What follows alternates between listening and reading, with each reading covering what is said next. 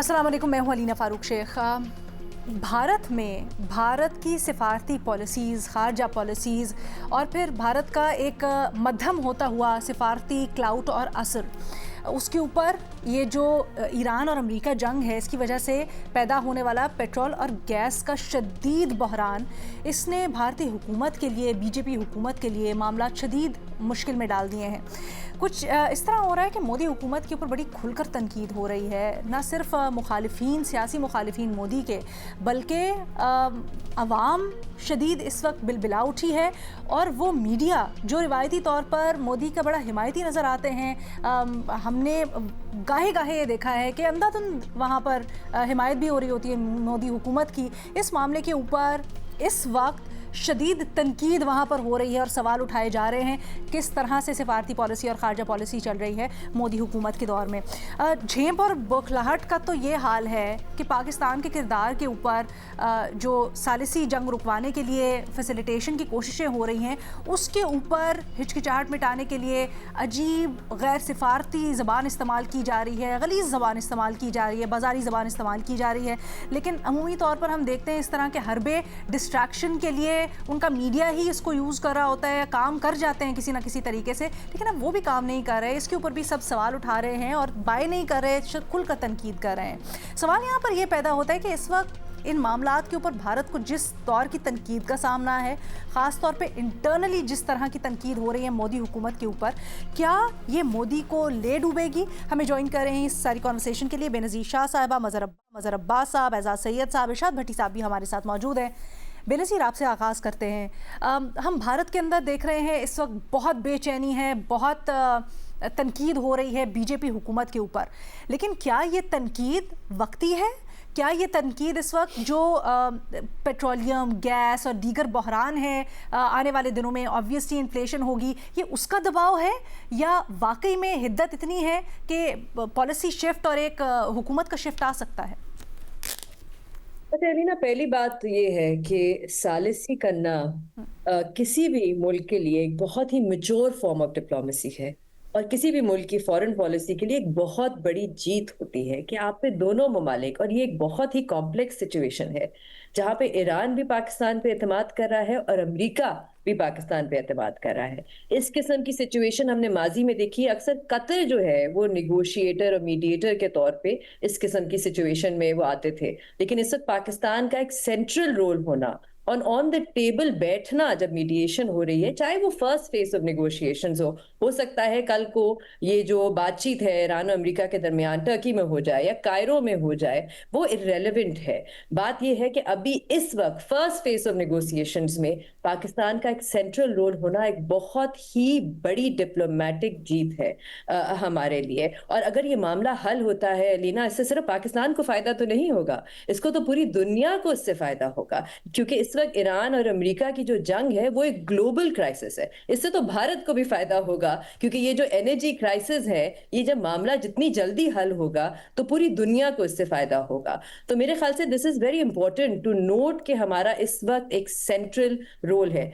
इस वजह से मुझे लगता है कि कुछ फ्रस्ट्रेशन है जो हमें नजर आ रहा है, जिस किस्म की जबान इस्तेमाल की जा रही है भारत में, और वो फ्रस्ट्रेशन है ज्यादातर फॉरेन पॉलिसी के हवाले से। हमने देखा है पिछले 1-2 सालों में, देखें ये बात अपनी जगह दुरुस्त है, भारत एक बहुत बड़ा मुल्क है, उसकी दुनिया में बहुत बड़ी अहमियत है, लेकिन कुछ फॉरेन पॉलिसी फेलियर्स हुए हैं पिछले 1-2 सालों में। अमेरिका का देख लें, टैरिफ लगाया गया अमेरिका की तरफ से, बांग्लादेश का मामला देख लें, फिर पड़ोसी ममालिक के साथ नेपाल, श्रीलंका, जिनके साथ अब भारत जो है वो ताल्लुकात बेहतर करने की कोशिश कर रहा है। तो एक तो इस वजह से भी मुझे लगता है कि इस किस्म की जो फ्रस्ट्रेशन है भारत की तरफ से, वो अब हमें नजर आ रही है और तनकीद जो है वो बढ़ती चली जा रही है, बिकॉज एक बड़ी एम्बैरेसिंग सी सिचुएशन है।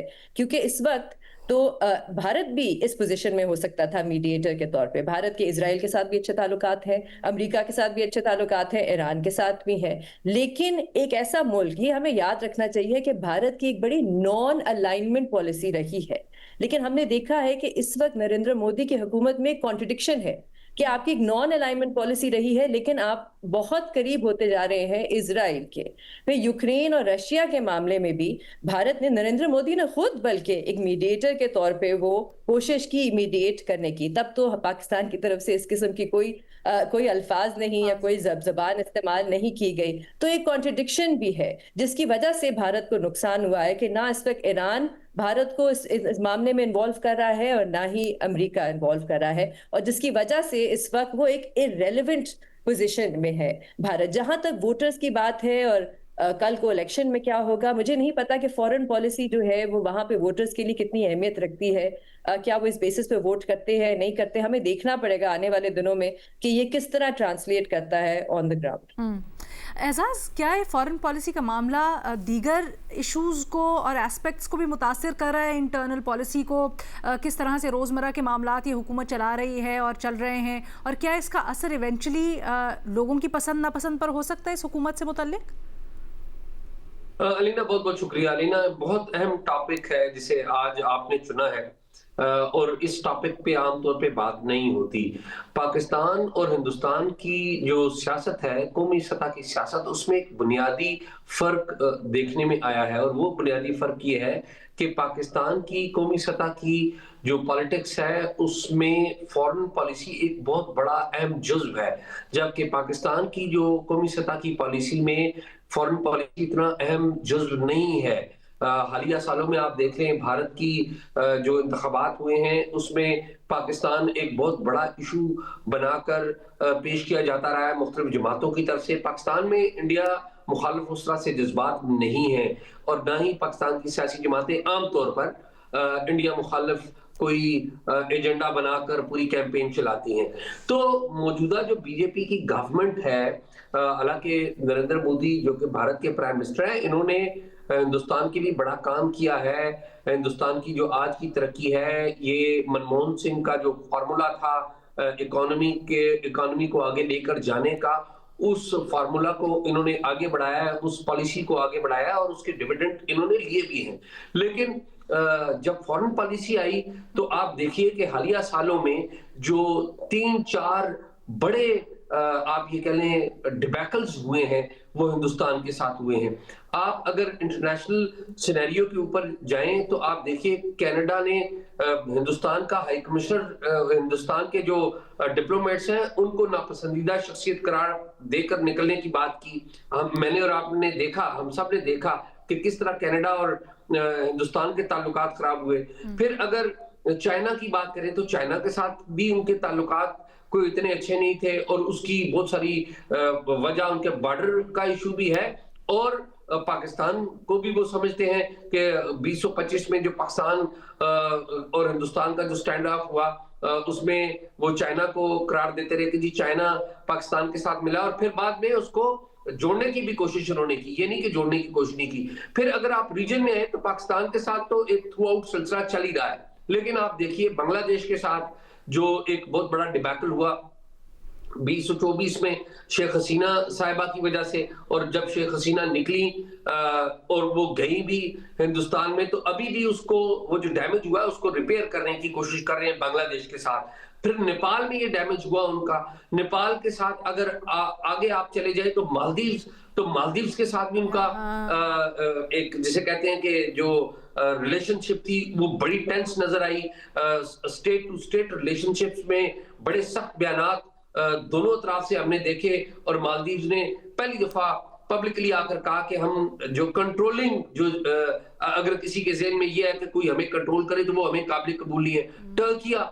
तुर्किया को हम यहाँ पे डिस्कस आमतौर पे नहीं करते कि तुर्किया की और भारत के जो रिलेशनशिप है उनमें भी काफी तलखी आई है। उसकी वजह तलखी की ये है कि भारत की जो मौजूदा प्राइम मिनिस्टर हैं नरेंद्र मोदी, उनकी थिंकिंग में एक गुस्सा है, एक एंगर है, और गुस्सा और एंगर मिक्स्ड कर गया हुआ है उनके। हाँ, जो इकोनॉमिक प्रॉस्पेरिटी उन्होंने ली, नो डाउट कि उन्होंने नहीं ली, उन्होंने ली, लेकिन जो एरोगेंस ऑफ इकोनॉमिक जायंट बनने का कि जी हम एक इकोनॉमिक जायंट बन गए, तो उसकी एरोगेंस शायद वो नहीं निकाल सके। लेकिन एट द सेम टाइम मैं ये समझता हूं कि इस बात का एहसास वहां पर इंटरनली बहुत ज्यादा हो रहा है और वो तमाम मीडिया जिसे गोदी मीडिया कहा जाता था, अब वो भी हल्के हल्के सुरों में जो हिंदुस्तान के प्राइम मिनिस्टर हैं और उनकी फॉरेन पॉलिसी उनके ऊपर सवाल तनकीद कर करने लगा है। लेकिन मैं इसमें एक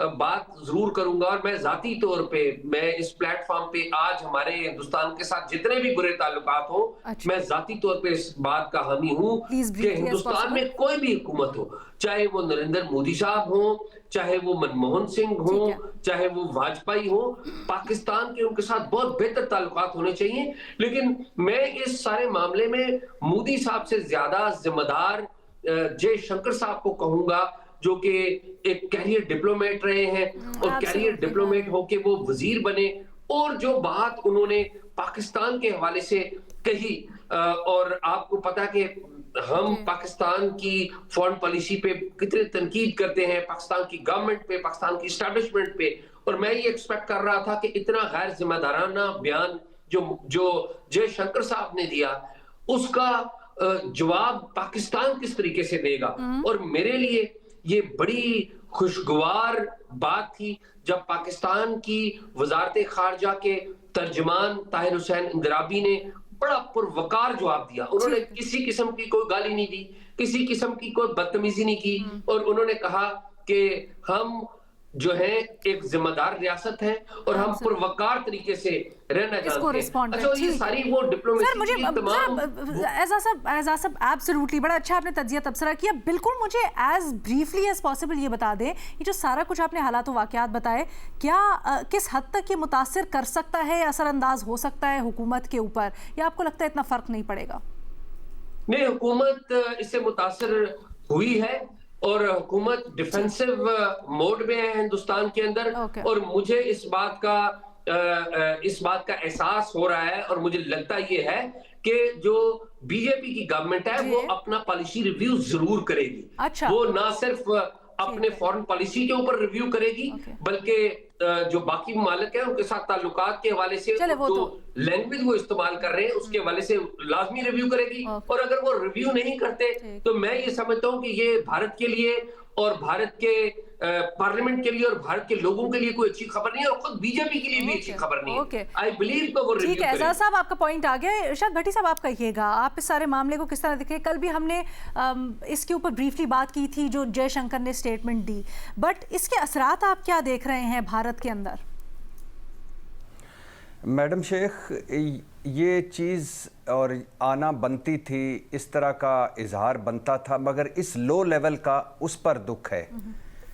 देखिए कि जब आपको अपनी सफारतकारी पर गरूर हो, तकब्बर हो, घुमंड हो, और जब आप ख़ुद को दुनिया की चौथी बड़ी मईशत समझ रहे हों, और जब आपका मुल्क दुनिया की एक बड़ी तिजारती मंडी हो, और जब आपके बैक वक्त सफारतकारी का आपका ये आलम हो कि बैक वक्त आपके चीन, रूस से ताल्लुकात हों, अमेरिका से ताल्लुकात हों, पार्टनरशिप्स हों, और बैक वक्त ईरान और सऊदी अरब से आप अच्छे ताल्लुकात एंजॉय कर रहे हों, और फिर बॉलीवुड के तड़के हों, शाइनिंग इंडिया हो, सॉफ्ट इमेज हो, और ढेर सारी इन्वेस्टमेंट्स हों अपने इस इमेज के लिए, और बड़े धड़ल्ले से आपका जो दिन दिहाड़े झूठ बिक रहा हो, और फिर अचानक पहलगाम का एक दहशतगर्दी का वाक़या हो, और आप एक इल्ज़ाम लगाएं झूठा, और दुनिया का कोई मुल्क, आपके तिजारती पार्टनर, आपके सारे साथी, कोई भी साथ खड़ा ना हो, और फिर मार्का हक हो और ऑपरेशन बुनियानुल मरसूस हो, और आपको पाकिस्तान फेंटी लगा दे, आपके नाकाबिले शिकस्त राफेल गिर जाएं, और खित्ते की चौधरात खतरे में पड़ जाए, और फिर सदर ट्रंप रोज़ तारीफ़ें कर रहे हों पाकिस्तान की और पाकिस्तानी क़यादत की, और फिर पाकिस्तान अचानक सामने आ जाए कि वो सालसी कराने लगा है ईरान अमेरिका के दरमियान, तो ये गमो गुस्सा बनता है, ये फ्रस्ट्रेशन डिप्रेशन बनती है। लेकिन जयशंकर की जैसे शख्स के मुंह से इस तरह की अल्फाज निकलना ये शर्मनाक थे, लेकिन ये फ्रस्ट्रेशन और डिप्रेशन उनका हकीकी और ये बनता है। ठीक, जहाँ तक हमारी बात है मैडम शेख, ये सालसी करना, ये न्यूट्रल रहना, और एक पुल सरात है पाकिस्तान के लिए। एक तरफ सऊदी अरब हमारा मक्का मदीना, हमारा मुश्किल वक्तों का दोस्त और हमारा दिफाई पार्टनर, और दूसरी तरफ मुस्लिम मुल्क ईरान, मजलूम ईरान, जिसने दुनिया भर के अंदाज़ों को गलत साबित कर दिया, जिसकी लाजवाल, बेमिसाल और बाकमाल मज़ाहमत ने। और हकीकत ये है आज की, इस वक्त की, कि अमेरिका के पास हमले का कोई जवाज़ नहीं था और ना अब अमेरिका के पास हमले रोकने का कोई जवाब उसे मिल रहा है। और हकीकत यह है कि आज इस घड़ी तक ईरान जीत रहा है, इस अमेरिका और इसराइल हार रहे हैं, क्योंकि ना रिजीम चेंज हुआ है, ना बगावत हुई और ना ईरान सरेंडर किया ईरान ने। और हकीकत यह है कि कल तक अमेरिका का हदफ अव्वल क्या था? ईरान में रिजीम चेंज, और आज है अब नया हुर्मज़ खुलवाना। और हकीकत यह है कि सदर ट्रंप गैर मशरूत सरेंडर से मुज़ाकरात पर आ गए हैं, बातचीत पर आ गए हैं। तो हमारे लिए पुलसरात इसलिए भी है कि एक तरफ सऊदी अरब, दूसरी तरफ ईरान और तीसरी तरफ ट्रंप और नेतन्याहू, जिन पर कौन एतबार करता है दुनिया की, आज की इस दुनिया में, और जिनकी गारंटी कौन देगा। लिहाजा वो है ना शेर है मैडम शेख के, ये इश्क नहीं आसान, इतना ही समझ लीजिए, एक आग का दरिया है और डूब कर जाना है। मेरी दुआएं पाकिस्तान के साथ हैं, अल्लाह करे कि हम कोई पॉजिटिव रोल अदा कर सकें जो इस दुनिया के लिए भी पॉजिटिव। भारत के पर्सपेक्टिव में आज इसको डिस्कस कर रहे हैं कि भारत में जो तनकीद हो रही है सिफारती पॉलिसी को लेकर, वो खित्ते में असर हो या फिर दुनिया में उनकी सिफारती असर हो, उसके ऊपर बहुत सारे सवालात उठ रहे हैं। इसको थोड़ा सा बताइएगा, किस तरह से असरअंदाज हो सकता है या नहीं हो सकता हुकूमत के ऊपर, बीजेपी की पॉलिसीज़ के ऊपर, एंड इवेंचुअली उनकी जो इस वक्त स्टेक्स हैं हुकूमत के अंदर, उसके ऊपर। मैडम शेख, नरेंद्र मोदी साहब का जवाल शुरू हो गया है मार्का हक और ऑपरेशन बुनियाद मरसूस के बाद से, और वो जिस दिफाई पोजीशन पर हैं, जिस तरह उनके अमेरिका के टैरिफ और जिस तरह फिर खित्ते में और जिस तरह अब अंदरूनी सियासत है, इस वक्त वो सख्त अपनी सियासी जो बिहार के इलेक्शन गो के उन्होंने जीत लिए, लेकिन आगे जो अगले इलेक्शन है ये उनके लिए बड़ा एक मुश्किल इम्तिहान होने वाले हैं, और इम्तिहान है। और उसी तरह कांग्रेस बेहतर होती जा रही है, और डेफिनेटली ये छोटी छोटी चीज़ें जो हैं ये उनकी फ्रस्ट्रेशन, उनके माइंडसेट को जाहिर करती हैं कि वो कितने दबाव में हैं। मज़हर साहब, आप इससे इत्तेफाक करते हैं जो हालात वाक़यात बता रहे हैं, कि वो ये बता रहे हैं कि बीजेपी कमज़ोर हो रही है भारत के अंदर? देखिए, बीजेपी कमज़ोर हो रही हो या ना हो रही हो, इंडिया में अपोजिशन बहुत कमज़ोर है, और जिसका फ़ायदा बीजेपी को मुसलसल हो रहा है। इसी वजह से, इसके बावजूद कि इंडिया को पिछली जंग में बड़ा सेटबैक हुआ, बीजेपी इलेक्शन जीत गई, बिहार का इलेक्शन, इसलिए कि अपोजिशन डिवाइडेड थी और कोई ऐसा कद्दावर अपोजिशन का वहाँ रहनुमा नहीं है जो मोदी की हार्ड लाइन पॉलिटिक्स को चैलेंज करे। इंडिया में ओवर द इयर्स बहुत मेजर शिफ्ट आई है। इंडिया रिवायती तौर पे प्रो पैलेस्टीनियन हुआ करता था। कांग्रेस की जब हुकूमत होती थी, कांग्रेस की बुनियादी पॉलिसीज़ में पैलेस्टीनियन के कॉज को सपोर्ट होती थी। आज की पॉलिटिक्स में, इंडियन पॉलिटिक्स में, ये बिल्कुल मुख्तलिफ चीज़ है। बीजेपी ने हेट इतना फैला दिया है कि जिस हेट को अब आप देखें कि इतना शदीद वहाँ माशी बहरान है इस वक्त इंडिया में, लेकिन इंडिया में एंटी गवर्नमेंट कोई मूवमेंट चलती हुई नज़र नहीं आ रही। लोग उस तरीके से सड़कों पे नज़र नहीं आ रहे, उस तरीके से वहाँ जो है जिस तरह गवर्नमेंट को हिला दिया जाता है वो नहीं नज़र आता। फिर रिवायती तौर पे इंडिया और ईरान के ताल्लुकात हमेशा अच्छे हुआ करते थे। जो इंडिया ने प्रो इज़राइल पोजीशन ली है, उसके बाद इंडिया में जो है ईरान के साथ ताल्लुकात में कशीदगी बढ़ गई, उसमें बड़ी है। और इंडिया के लिए 2025 और 2026 इंटरनेशनली सेटबैक का साल है, जबकि पाकिस्तान के लिए अपॉर्चुनिटीज़ का साल है। पाकिस्तान की जो भारत के ख़िलाफ़ जंग में कामयाबी के बाद फिर इंडिया एक्सपेक्ट नहीं कर रहा था कि अमेरिकी सदर डोनाल्ड ट्रंप का इतना ज़्यादा प्रो पाकिस्तान स्टांस नज़र आएगा, जो कि आज तक चल रहा है। इसने इंडिया और अमेरिका के ताल्लुकात में कशीदगी लाए। इंडिया को सेटबैक हुआ टैरिफ के मामले को, इंडिया को सेटबैक हुआ जंग के मामले में। इंडिया को मुसलसल एक सेटबैक के बाद सेटबैक होता जा रहा है। पाकिस्तान के लिए अपॉर्चुनिटीज़ है, हमें सिर्फ आज का नहीं कल का देखना है। देखिए, रिवायती तौर पे, यानी मैं जिस तरह अभी आज़ाद भी बात कर रहे थे कि मैं समझता हूँ कि इंडिया और पाकिस्तान की मेजॉरिटी, अक्सरियत मोहब्बत और दोस्ती के साथ रहना चाहती है। अब बदकिस्मती से लीडरशिप के लेवल पे ये चीज़ हमें नज़र नहीं आती। वो जो एक ब्रेकअप हुआ है टॉक्स के दरमियान, फिर इतना इंडिया में, चाहे आप बॉलीवुड ले लें, चाहे आप स्पोर्ट्स फील्ड्स ले लें, इतना हेट इतना इस हद तक पहुंचा दिया गया है कि उसको वापस लाने में बहुत वक्त लगेगा। अब ये सिर्फ उस सूरत में हो सकता है कि इंडिया के अंदर, इंडिया की जो अपोजिशन है, जो रवायती तौर पे इस तरह के स्टांस नहीं लिया करती थी जो आज बीजेपी ले रही है, वहाँ की अपोजिशन और फिर उनकी डोमेस्टिक जो वो प्रॉब्लम्स हैं उसके खिलाफ अगर इंडिया की अपोजिशन खड़ी होती है, कोई कद्दावर लीडर होता है। अब बहुत से लोगों का ख्याल है कि प्रियंका जो है वो आगे जाके इंडिया की फ्रंट लाइन लीडर बन सकती हैं, लेकिन क्या वो मोदी की पॉलिटिक्स ऑफ एक्सट्रीमिज्म को या एक्सट्रीमिज्म को काउंटर कर पाएंगी और उसको अवामी सतह पे हिमायत मिल पाएगी? इतनी महंगाई और उसके बावजूद भी ये सबसे बड़ा इम्तिहान होगा। तो डोमेस्टिकली मीडिया के लेवल पे जो चैनल्स बहुत ज़्यादा हेट फैला रहे थे, वहाँ थोड़ा सा मॉडरेशन थोड़ा सा हमें नज़र आता है। जो ऑलरेडी जो जिस तरह वायर वगैरह के उसमें हमें पहले भी एक ओपिनियंस थोड़ा सा डिवाइडेड नज़र आता था, आज भी वो नज़र आता है।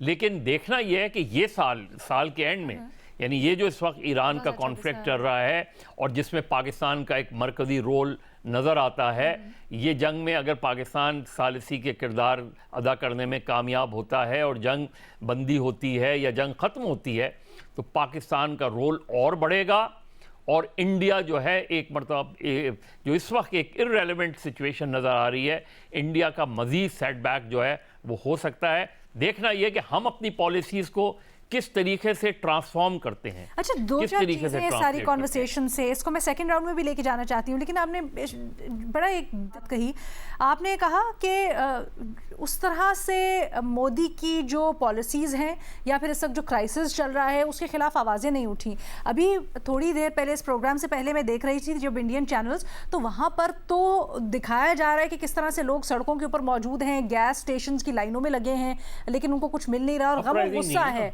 कोई अपराइजिंग नहीं है। इसको मैं डिस्कस करना चाहती हूँ कि आप भी पैमाना क्या समझते हैं इसका अपराइजिंग का, what do you mean by this, क्योंकि आसार तो नजर आ रहे हैं कुछ। अब इसकी ट्रांसलेशन क्या हो, एक छोटी सी ब्रेक लेते हैं, उसके बाद ये कुछ नुकात हैं जिनको डिस्कस करेंगे। खित्ते में, दुनिया में सिफारती एतबार से मध्यम होती हुआ असर और रसूख भारत का अब इसकी बौखलाहट, झुंझुलाहट नज़र आ रही है उनकी सिफारती इजहार में भी और डीलिंग्स में भी। इसी को हम डिस्कस कर रहे हैं कि इसका इम्पैक्ट क्या हो सकता है आने वाले दिनों के अंदर।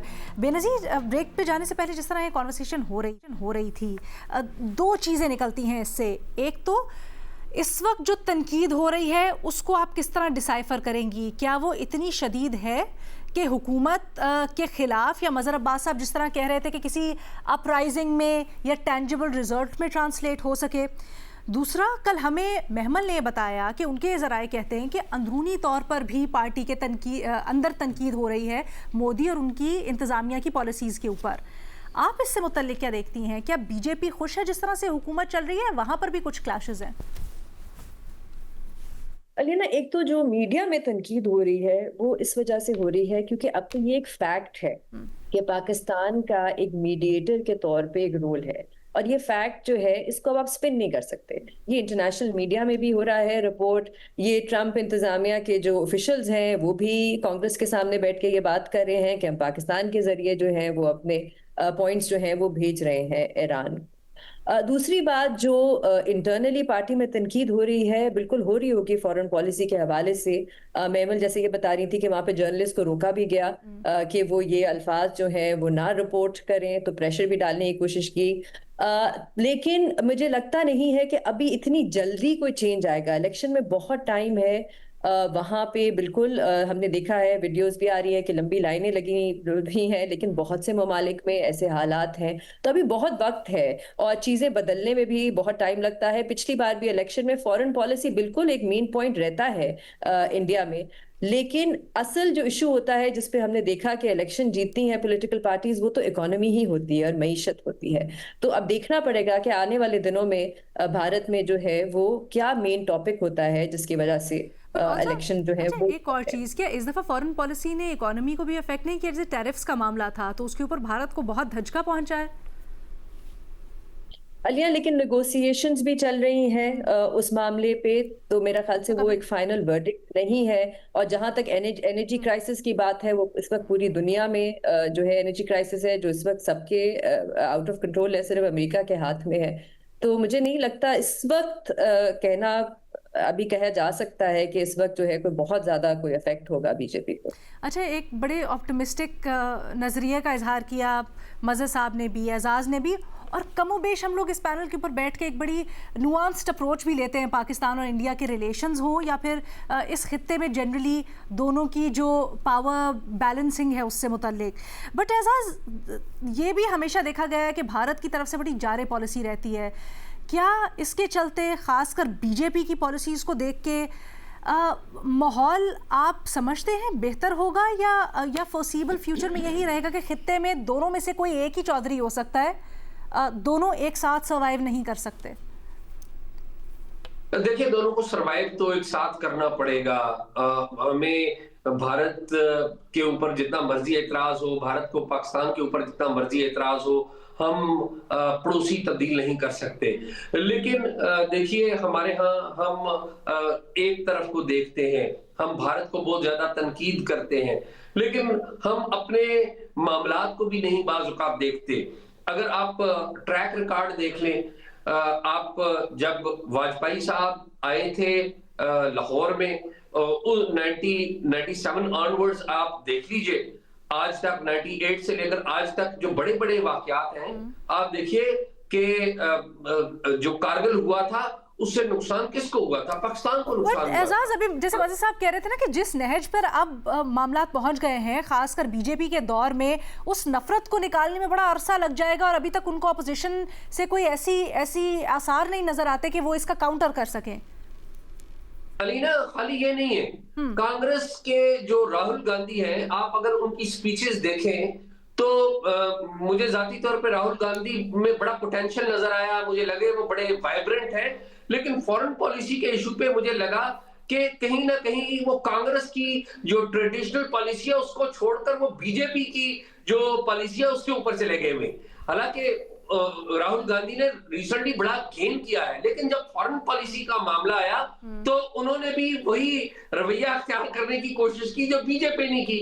तो इसका मतलब ये है कि जो माहौल बीजेपी ने अभी कायम किया है वो माहौल बाकी जमातों के ऊपर भी असरअंदाज हो रहा है, लेकिन इसमें एक पहलू हम नजरअंदाज करते हैं, वो ये है कि जो हालात बदल रहे हैं, इकोनॉमिक चैलेंजेस आ रहे हैं, क्लाइमेट एक बड़ा चैलेंज आ रहा है, ये नेचुरल नहीं है, ये इट्स मैटर ऑफ टाइम कि कब हिंदुस्तान और पाकिस्तान दोबारा मिलेंगे, ये it is matter of time. ये इसको लंबा आप कर सकते हैं, लेकिन आप इसको इनएविटेबल है, होना ही होना है आपके ख्याल में। भट्टी साहब, ये जो बीजेपी की नफरत थी, क्या इसका तोड़ मुमकिन है? क्या तोड़ है भी, और वो क्या है आपकी नज़र में?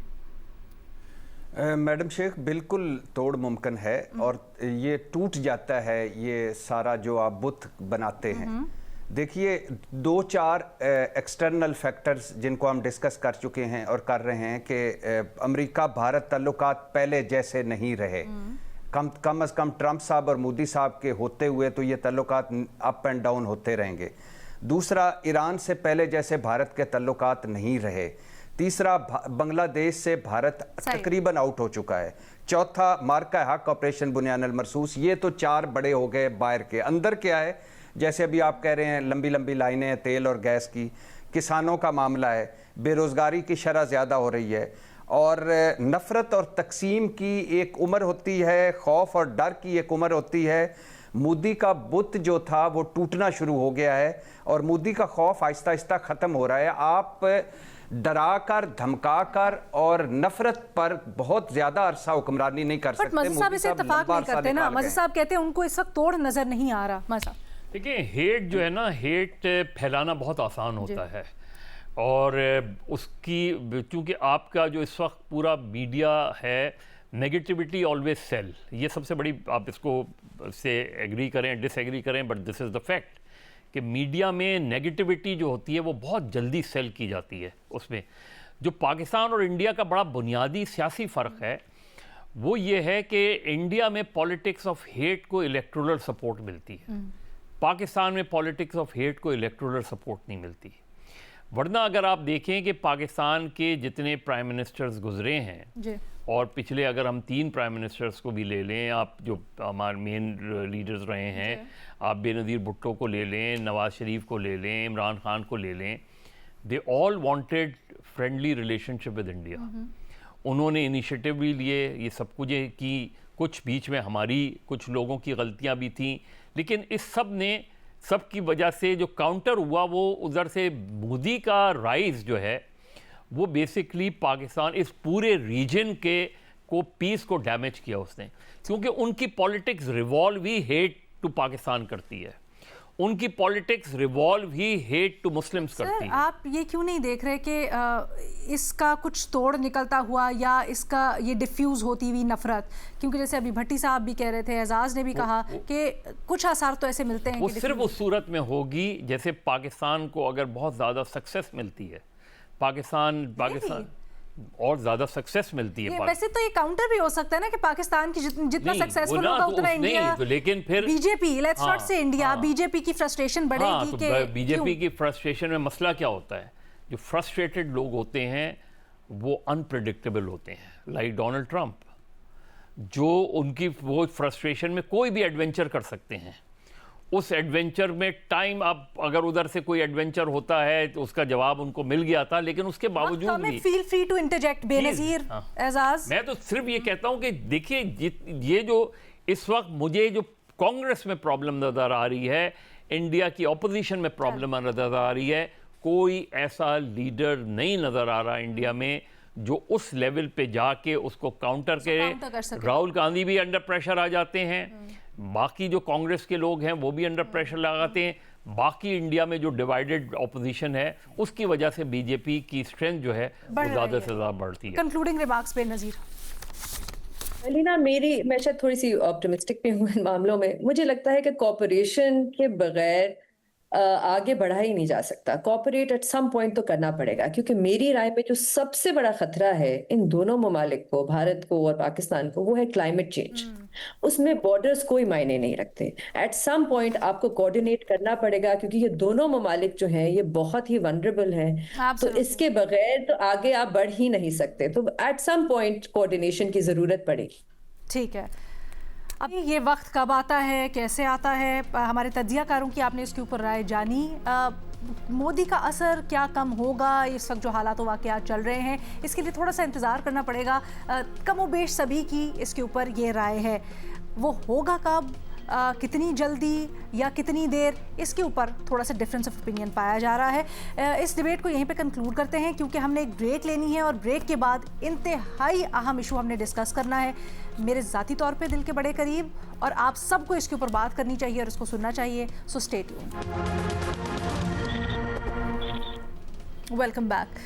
इस प्रोग्राम पे हम बहुत सी बातें करते हैं, मईशत को कैसे बेहतर बनाना है, रिसोर्स कंजर्वेशन कैसे करनी है, चीज़ों के हल ढूंढते हैं, लेकिन इस वक्त पाकिस्तान का परहैप्स सबसे बड़े मसलों में से एक ज़्यादा आबादी और आबादी जो ख़ानदानी मनसूबाबंदी है, इसको कैसे हम शऊर बेदार कर सकते हैं, इससे मुतल्लिक आगही हम कैसे क्रिएट कर सकते हैं, इसके ऊपर खुलकर बात कैसे कर सकते हैं, आज हम इस पर बात करेंगे, क्योंकि इस वक्त सबसे इम्पॉर्टेंट, सबसे ज़रूरी कॉन्वर्सेशन ये है। आपको पता है पाकिस्तान दुनिया में आबादी के लिहाज से सबसे ज़्यादा जो मुल्क हैं बड़े, उनमें 5वें नंबर पर है। हमसे ज़्यादा इंडिया, चाइना में आबादी है, नाइजीरिया में आबादी है, और अगर आप उनका रकबा देखें, उनकी रिसोर्स देखें, तो हमसे कहीं ज़्यादा पाकिस्तान रकबे के लिहाज से भी कम, वसाइल के लिहाज से भी कम, लेकिन आबादी के लिहाज से पाकिस्तान इनसे कहीं ज़्यादा। ये कितनी तशवीश की बात है, लेकिन इसके ऊपर हम खुलकर क्यों बात नहीं करते, इस पर हम क्यों इनकरेज नहीं किया जाता कि स्टेप्स लिए जाएं, कुछ टेंजिबल स्टेप्स लिए जाएं, क्या करने की ज़रूरत है, आज सब ये एक्सप्लोर करते हैं। हमें इसके लिए ज्वाइन करी हैं ख़ास तौर पे डॉक्टर यास्मीन सबी काजी साहिबा हैं। 30 साल का तजर्बा रखती हैं आप ख़वातीन तौलीदी सेहत से मुतल्लिक, प्राइवेट पब्लिक सेक्टर दोनों के लिए, न सिर्फ पाकिस्तान में बल्कि बैरून मुल्क भी बड़ी खिदमात दे चुकी हैं, लेक्चर्स दे चुकी हैं, काम कर चुकी हैं। Thank you so much doctor Yasmeen साहिबा। हमें आज वक्त देने के लिए। बड़ा अहम इशू है, बहुत अहम इशू है, और मैं चाहूँगी ज़रा पहले हम इस चीज़ से शुरू करें कॉन्वर्सेशन कि हमने देखा है पाकिस्तान कई बार इसके ऊपर इनिशिएटिव ले चुका है। हमने देखा बाकायदा हुकूमती सतह के ऊपर प्रोजेक्ट्स भी लॉन्च हुए, कई प्लान हुए उस तरह से एग्जीक्यूट ना हो सके, फिर कई हाफ वे थ्रू हुए बट खातिर खा रिजल्ट्स अचीव नहीं हो सके। आपके ख्याल में अगर एक होलिस्टिक जायज़ा लें तो कमी कहाँ पर रह जाती है? हमेशा इस तरह के जो प्रोग्राम्स हैं, चाहे वो आगाही ड्रिवन हो, लोगों में शऊर बेदार करने के लिए हो, या फिर दीगर स्टेप्स जो कि हुकूमत की तरफ से, पब्लिक सेक्टर की तरफ से लिए जाते हैं, वो क्यों कामयाब नहीं होते या क्यों फलते फूलते नहीं हैं? Thank you Alina, first of all thanks for having me on the show. ये मतलब बहुत ही इम्पोर्टेंट टॉपिक है और I want to commend you कि आपने इसको उठाया है और आप इस पे बात करना चाह रहे हैं, इसलिए कि एक तरह से कुछ लोग इसको टैबू सब्जेक्ट कहते हैं, जो कि बिल्कुल नहीं है। ये डेवलपमेंट, अगर हम पैराडाइम देखें कि एक मुल्क तरक्की कैसे करता है, डेवलपमेंट पैराडाइम में ये सबसे इम्पोर्टेंट एस्पेक्ट है, लेकिन इसकी उस तरह की जो आगाही है वो हम नहीं देखते हैं, चाहे वो पर्सनल बिहेवियर्स में हो या फिर हम हुकूमती यानी ऊपर पॉलिसी लेवल पे देखें, वो पॉलिटिकल कमिटमेंट जो हमें चाहिए वो हमें नजर, मतलब अल्फाजों के थ्रू तो बहुत नजर आती है और है भी। ऐसा नहीं है कि हमने बहुत अच्छे मोमेंटम्स भी देखे, लेकिन वही बात जो आपने की, एग्जीक्यूशन कहाँ फेल करती है। तो थोड़ा सा आपको मैं बताऊं, जो कि बहुत ट्रेजेडी और पाकिस्तान में अक्सर इंस्टीट्यूशन की ये ट्रेजेडी है कि हम पायनियर थे फैमिली प्लानिंग प्रोग्राम में। 1950 के मिड में Pakistan was the first country, हम पहली कंट्री थी जिसने फैमिली प्लानिंग का प्रोग्राम ऑफिशियली लॉन्च किया था। और उसकी एक और खुसूसियत ये थी कि वो एक एनजीओ के साथ लॉन्च किया गया था, उसको एडवाइजरी रोल दिया था, और फिर गवर्नमेंट ने ये डिसाइड किया इसको हम मिनिस्ट्री बनाएंगे। तो उस वक्त सारे जो दूसरे ममालिक हैं जो आबादी के मसले पे नहीं समझ पा रहे थे कि क्या स्ट्रेटजी रखे, क्या प्रोग्राम रखे, वो पाकिस्तान विजिट करने आते थे और पाकिस्तान से सीखते थे। और हमारा जो प्रोग्राम के जो स्ट्रैटेजी थी, it was taken forward by many countries. लेकिन अफसोस की बात यह है कि हम एक बड़ी अच्छी शुरुआत जब कर देते हैं, जैसे कि वो PIA ने अमृत शुरू किया, उसी तरह की कहानी है कि हमारी जो है वो सफर जो है वो बीच में रह जाता है। तो उसमें ये हुआ कि हमने डिफरेंट दौर में डिफरेंट हर पॉलिटिकल गवर्नमेंट इस पे एग्री करती है कि बहुत इंपॉर्टेंट जो है वो इशू है, नोबडी डिनाइज दैट। तो ये हमें कभी नहीं हुआ नहीं इस पे बात नहीं करो या इसको बिल्कुल नहीं लो। लेकिन अगर आप देखें कि उसके फाइनेंसिंग देखें, उसके बजट्स देखें, तो इतने ओवरऑल हेल्थ बजट पाकिस्तान में मिनिमम है। देखिए जिस मुल्क ने तरक्की की, आप स्कैंडिनेवियन कंट्री उठा लें, आप कोई भी उठा लें, पर डॉक्टर साहब सबसे बड़ा फील के ये एक वसाइल बजट की प्रॉब्लम है, बजट एलोकेशन की, या ये नंबर 2 इंटेंट की प्रॉब्लम है? क्योंकि बहुत से और फैक्टर्स भी आ जाते हैं इसके अंदर, एक कल्चरल, एक रिलीजियस फैक्टर भी है, जिसको बड़ी दफ़ा कहा जाता है कि बच्चे तो जितने हों अच्छे हैं, बच्चे तो अल्लाह पाक की देन हैं। क्या आपको लगता है कि ये एक मेजर फैक्टर है जिसकी वजह से चीज़ें एग्जीक्यूट नहीं हो पाती जिस तरह से होनी चाहिए? देखिए, मैं सप्लाई और डिमांड साइड दोनों को अनपैक कर रही हूँ। तो मैं सप्लाई का पहले बता रही हूँ, चूंकि इसका ताल्लुक गवर्नमेंट के बजट से है कि ओवरऑल पाकिस्तान में जो एजुकेशन और हेल्थ का बजट है वो बहुत ही कम है। और नॉर्मली जो अच्छी कंट्रीज हैं उसमें 30 to 40% होता है, हमारे यहाँ बहुत कम है, 2 to 3%, बहुत हुआ 4%। उसमें फिर among the health portfolio family planning का कम होता है। तो ये कि सप्लाई साइड को इंटैक्ट करने के लिए और ये कोशिश की हर चीज चल रही हो, आपको बजट तो चाहिए। लेकिन आप सही कह रहे, खाली बजट की कमी नहीं है। बजट अगर मिल भी जाता है तो उसकी एफिशिएंसी, उसका एक्सपेंडिचर, उसकी क्वालिटी एक्सपेंडिचर भी बहुत बड़ा इशू है, कैपेसिटीज का इशू है कि क्या हम उस तरह से कर पाते। जहां आपने डिमांड साइड की बात की, जो कि एक सोशल, कल्चरल, रिलीजियस जो क्वेश्चंस उठाए जाते हैं कि जहाँ पे बच्चे को एसेट समझा जाता है कि बच्चे जो हैं जितने हों अच्छे हैं, या फिर वो समझते हैं कि हमारा रिलीजन इसको मना करता है, ऐसा बिल्कुल भी नहीं है। हमने बड़ी तहकीकात की, हमने मैं पूरी टीम को लेके अल अज़हर यूनिवर्सिटी इजिप्ट ले जा चुकी हूँ, जिन्होंने बहुत अच्छा इस्लाम एंड फैमिली प्लानिंग पे पूरा करिकुलम बनाया है। और उन्होंने कुरान के रेफरेंसेस से प्रूफ किया है कि वुमेन्स हेल्थ इज मतलब उसकी एक जो है वो तरजीह है, वो होनी चाहिए। और फिर जब ब्रेस्ट फीडिंग होती है उसमें 2 साल का वक्फा जो कहा गया है, बहुत सारी ऐसी चीजें निकाली गई कि वो खुद भी हेल्थ को प्रमोशन देते हैं कि स्पेसिंग खास तौर पे जो वक्फा है वो क्यों सेहत के लिए भी जरूरी है और वैसे भी खानदान के लिए जरूरी है। तो हाँ, लेकिन ये कि इनग्रेन लोगों के दिमाग में ये है कि शायद ये इस्लाम, हालांकि सारे उलमा इसको इंडोर्स कर चुके हैं, स्पेसिंग को इंडोर्स कर चुके हैं, परमानेंट मेथड को नहीं ये करते। आपने बड़ी अहम स्पेसिंग बात की जब आप ये कहती हैं ना कि लोगों के जहनों में ये अभी तक शायद कॉन्सेप्ट खुलकर क्लियर नहीं हुआ।